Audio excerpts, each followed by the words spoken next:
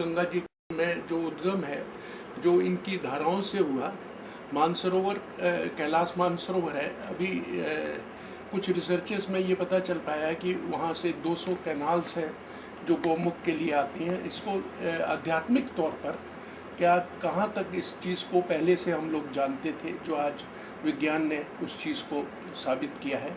तो ये आस्था जो उस गंगा जल के साथ जुड़ी है, जो अमृत है, जल नहीं है, तो इसके प्रिजर्व करने में और इसके स्नान के अंदर जहाँ जहाँ पर वो पड़ते हैं वहाँ तक पहुँचने के विषय में क्या चीज़ ऐसी तारसंगत बनेगी जिसको कि सरकार मुहैया करा सके। जैसे नर्मदा से कच्छ तक पानी गया एक पाइपलाइन के द्वारा, क्या ये सब चीज़ें आपके इस आंदोलन में जुड़ी हैं इन सब को प्राप्त करने के लिए और जनता को इससे लाभान्वित करवाने के लिए?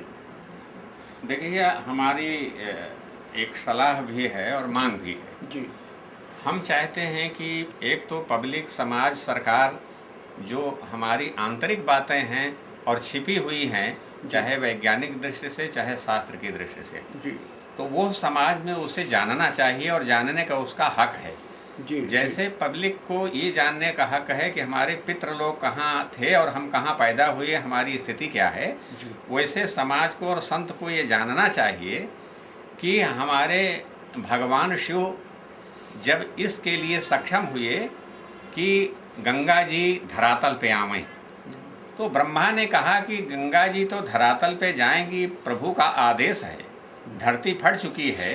अच्छा। वहाँ स्वर्ग से क्योंकि जो निकली हैं, भगवान ने अंगूठे से इसको जहाँ बल की नापा था कि यहाँ तक इनका है, जैसे ही अंगूठा पृथ्वी पर लगा तो पृथ्वी फट गई। और जब फटी तो फिर ये हुआ, गंगा जी का प्रादुर्भाव हो गया अंगूठे से। और फिर ब्रह्मा जी ने कहा कि महाराज कहाँ जाएगी गंगा जल का धारा, कहाँ जाएगी? तो उन्होंने कहा कि बस भगवान शिव ही इसके सक्षम है और दूसरा कोई सक्षम नहीं है। तो शंकर जी ने अपने जटाओं से उसे रोका। अच्छा। और जटा में जब गंगा जी आई तो फिर गंगा जी वहाँ हैं, फिर जिसके लिए आई हैं, आज यहाँ राक्षसों को और देवताओं को दोनों के लिए, राक्षस का भी उद्धार और देवता का तो उद्धार होना है, क्योंकि अभेद दर्शनम ज्ञानम ध्यानम निर्विषयम मना।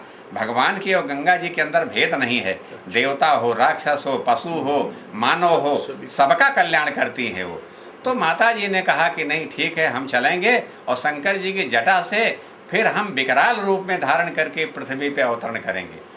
तो आज यही जो ज्येष्ठ के महीने में जिसे हम गंगा दशहरा कहते हैं, उसी गंगा दशहरा के दिन इनकी जटा से और वहीं मानसरोवर में गंगा जी की धारा बिखरी है।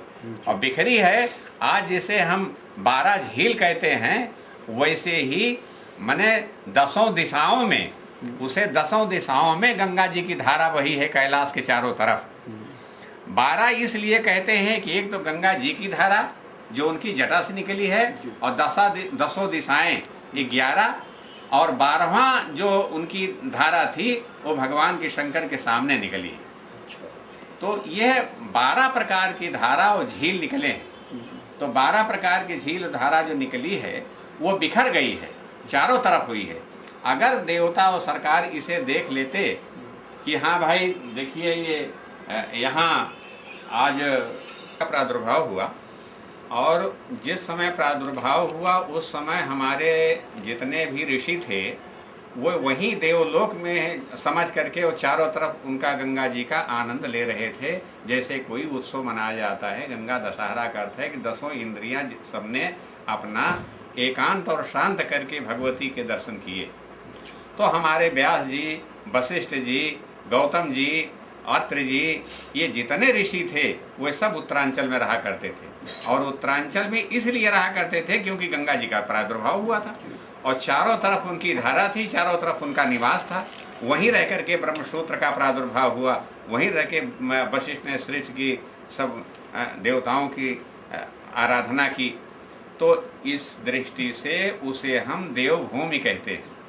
और देवभूमि को जानते हुए भी हमें यह चाहिए कि जब धीरे धीरे अंतराल होता गया और गंगा जी बिखरती गई तो कई नदियां जाकर के फिर एक गंगा जी को हमने माना कि जो मूल धारा सामने से बह रही है भूत भावन भगवान शंकर के कैलाश से, वो सब धीरे धीरे, किसी की क्षमता नहीं थी कि वो पहाड़ के ऊपर धारा गिरे, और वो पहाड़ तोड़ती हुई नीचे चली गई। और जब कैलाश से नीचे आते आते आते आते वो सारी धाराओं को अलग अलग करते, आज उसे हम कहते हैं गोमुख। तो गोमुख में जब आए हैं तो इनको सरकार को जैसे और घाट बनाए थे और चीजें बनाई थी, तो इनको एक जैसे संग्रह करके भगीरथ के समय से जब ये धारा निकली थी उनके सामने से, तो वहीं से इनको संग्रह करना चाहिए था कि इस सारी धारा को इकट्ठा करके हम और फिर गोमुख में ले आकर के, और गंगोत्री और यमुनोत्री से लेकर के हम फिर सारी धाराओं को हम ऋषिकेश में ले आवें, हरिद्वार में ले आवें, और ले आने के बाद मूल धारा को हम कदापि उसको छेड़छाड़ न करें जी। मूल धारा जो हमारी बनी रहेगी तो अविरलता और निर्मलता वहीं से हमारी शुरू होगी, और जब उसके साथ छेड़छाड़ी उन्होंने किया तबे से हमारी अमृतमयी गंगा और निर्मल धारा हमें संदेहात्मक शब्द में हम उसे टटोलने लगे कि ये गंगा जी है कि नहीं है। क्यों ऐसा? क्योंकि विद्युत परियोजनाओं को बना करके, टेहरी बांध बना करके, इन्होंने कमर्शियल बना करके उससे उन्होंने पैसा पैदा करना शुरू किया, और हमारी आस्था पे ठेस पहुंची है, और उसको उन्होंने लताड़ा, जो आज दिन तक हमारे मन में ठेस है, और ठेस तब तक रहेगी जब तक हमें अविरल निर्मल गंगा नहीं मिलेगी। जी, इसके संदर्भ में जो ये जो बट का पेड़ है, यहाँ पर जो इसकी जो आध्यात्मिक क्षमता है, जहाँ पर कि राम ने, महावीर ने और सब लोगों ने तपस्याएं की, यहाँ से होकर के गंगा जी का ये प्रयाग इलाहाबाद जहाँ पर हम बैठे हैं, वहाँ के विषय में गंगा जी का इस स्थल से क्या